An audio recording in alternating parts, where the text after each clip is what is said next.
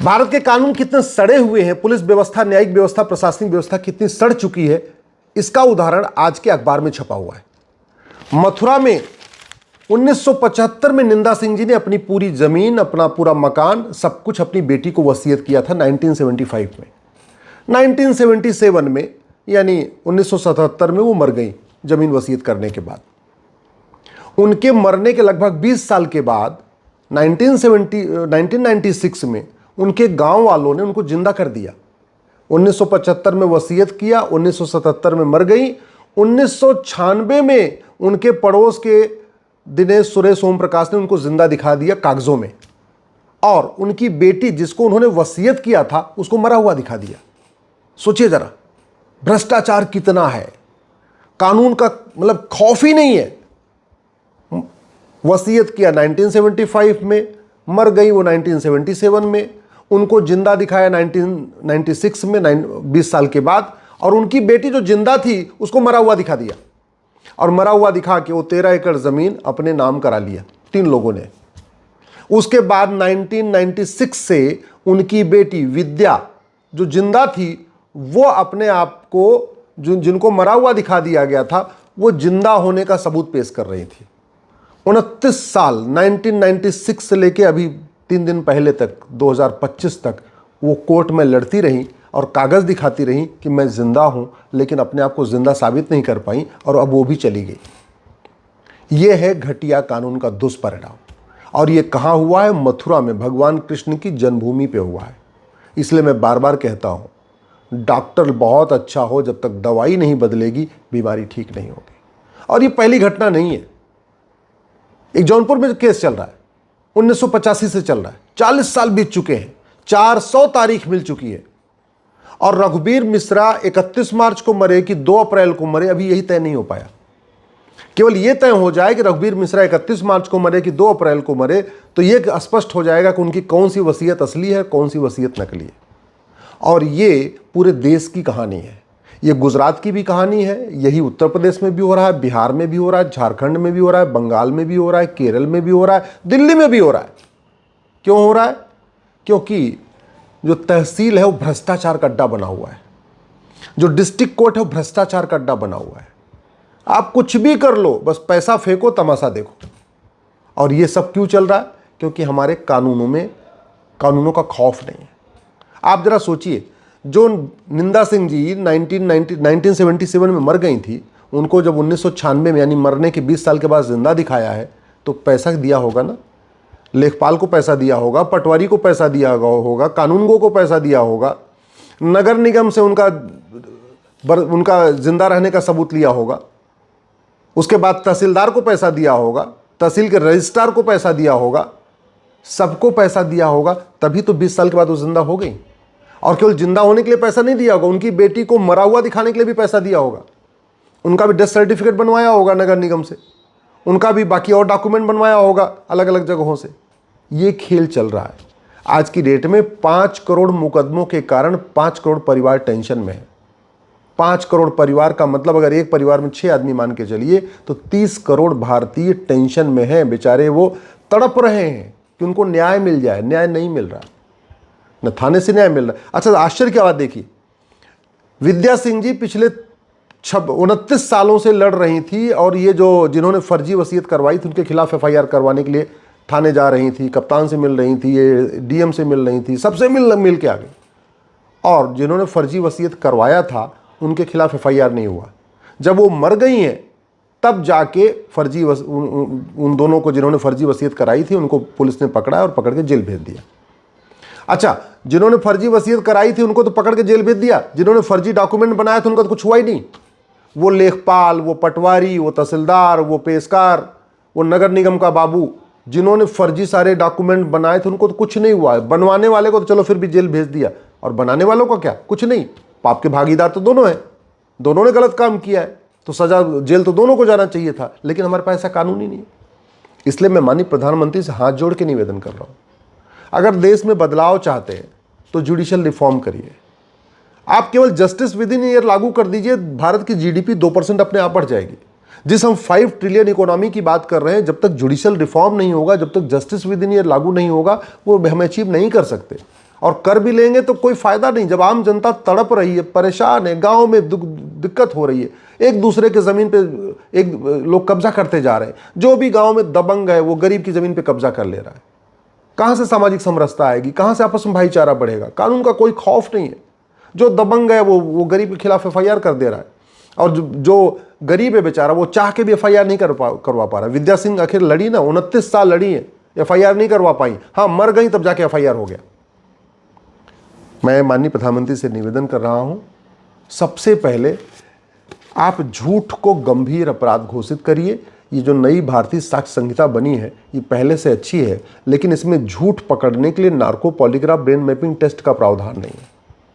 आप केवल एक narco polygraph brain mapping test कानून बना दीजिए। मैं गारंटी के साथ कहता हूं, लोग झूठी शिकायत करने से डरेंगे, झूठी गवाही देने से डरेंगे। विद्या सिंह 29 साल तक अपने आप को जिंदा साबित नहीं कर पाई, क्योंकि उनके खिलाफ लगातार झूठी गवाहियां चल रही थी। और झूठी गवाही कैसे होती? पैसे से होती है। इस जो 5 करोड़ मुकदमे चल रहे हैं वो इसलिए चल रहे हैं क्योंकि भारत में झूठी शिकायत करना गंभीर अपराध नहीं है, झूठी एफआईआर करना गंभीर अपराध नहीं है, झूठी जांच करना गंभीर अपराध नहीं है, झूठा हलफनामा दाखिल करना गंभीर अपराध नहीं है, झूठी गवाही देना गंभीर अपराध नहीं है, और जज झूठा फैसला भी दे रहे हैं, क्योंकि झूठा फैसला भी देना गंभीर अपराध नहीं। जजों की अकाउंटेबिलिटी नहीं।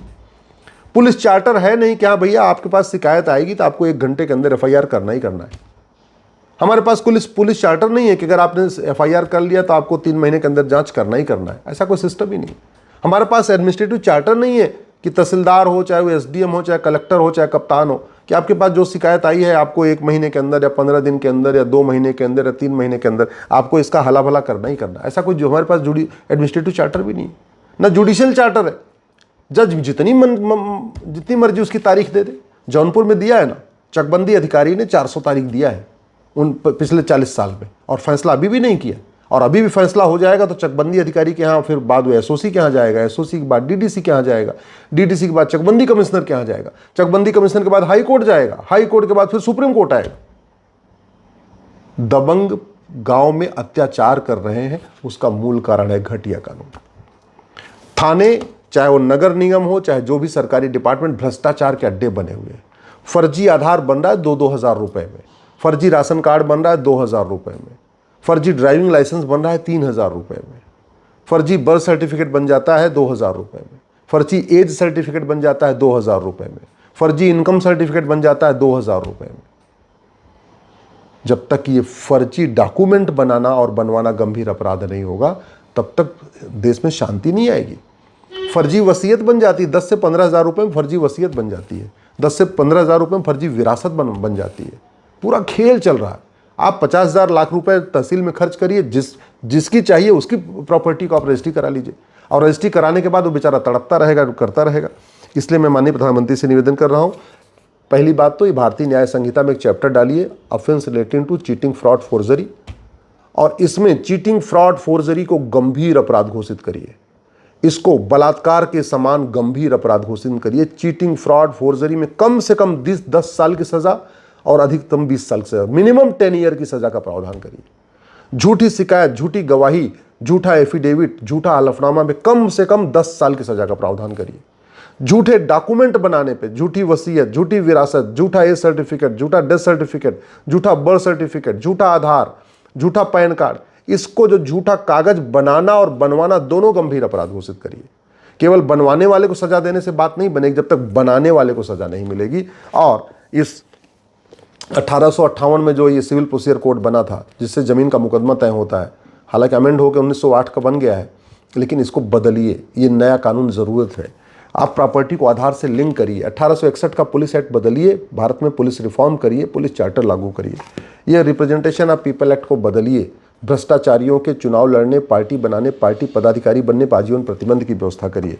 ये सिटीजनशिप एक्ट बदलिए। भ्रष्टाचारियों की नागरिकता खत्म करने के लिए इसमें अमेंड करिए, इसको प्रावधान करिए। जब तक भ्रष्टाचारियों की नागरिकता नहीं खत्म होगी तब तक खौफ नहीं पैदा होगा। ये अनलॉफुल एक्टिविटी नाम है इसका, अनलॉफुल एक्टिविटी, भ्रष्टाचार अनलॉफुल एक्टिविटी है ही नहीं। इसको बदलिए भ्रष्टाचारियों पे, जिससे यूएपीए लगाया जा सके। यह है नेशनल सिक्योरिटी एक्ट। राष्ट्र की सुरक्षा के लिए जो सबसे बड़ा खतरा है वो भ्रष्टाचार, चाहे जासूसी हो चाहे गद्दारी, सब पैसे के लिए की जाती है।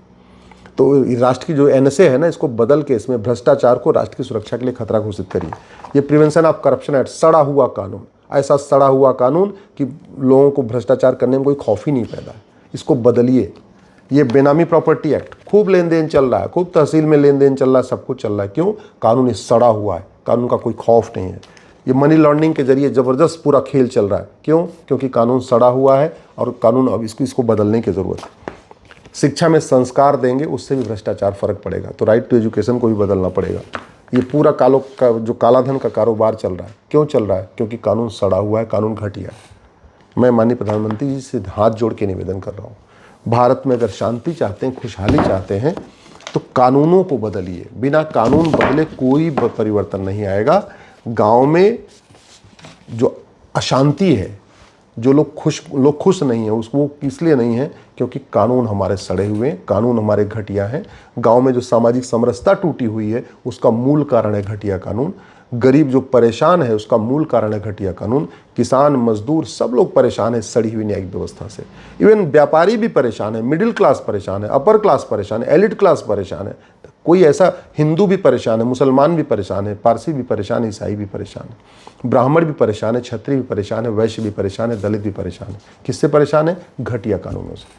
पुलिस रिफॉर्म करिए, जुडिशियल रिफॉर्म करिए, एडमिनिस्ट्रेटिव रिफॉर्म करिए, पुलिस चार्टर लागू करिए, जुडिशियल चार्टर लागू करिए, एडमिनिस्ट्रेटिव चार्टर लागू करिए। और मैं गारंटी के साथ कहता हूँ, सारे मुकदमे अपने आप खत्म हो जाएंगे और मुकदमों का फैसला 6-6 महीने में होगा। जस्टिस विद इन ईयर, 1 साल तो मैं ज़्यादा बता रहा हूँ, मैं गारंटी के साथ कहता हूँ 6-6 महीने के अंदर मुकदमों का फैसला शुरू हो जाए। अगर झूठ को गंभीर अपराध घोषित किया जाए, झूठे कागज बनाने और झूठे कागज बनवाने को गंभीर अपराध घोषित किया जाए, भ्रष्टाचारियों की 100% संपत्ति जब्त करने, नागरिकता खत्म करने, आजीवन कारावास देने के लिए कानून बना जाए, भारत में रामराज्य आ जाएगा, सारे फर्जीवाड़े बंद हो जाएंगे।